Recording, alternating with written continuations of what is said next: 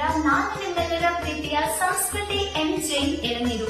ಇದೇ ಬರುವ ಮೇ 1ರಿಂದ 5ನೇ ತಾರೀಕಿನವರೆಗೆ ಕೊಪ್ಪ ಜಿಲ್ಲೆಯ ಮೇಗುಂದ ಗ್ರಾಮದಲ್ಲಿ ಶ್ರೀ 1008 ಶಾಂತಿನಾಥ ಸ್ವಾಮಿ ಬಸದಿಯಲ್ಲಿ ಪಾರ್ಶ್ವನಾಥ ಸ್ವಾಮಿಯ ನೂತನ ಜಿನಬಿಂಬವೊಂದು ನಿರ್ಮಾಣಗೊಂಡಿದ್ದು ಅದರ ಪಂಚ ಕಲ್ಯಾಣ ಮಹೋತ್ಸವ ನೆರವೇರಲಿದೆ.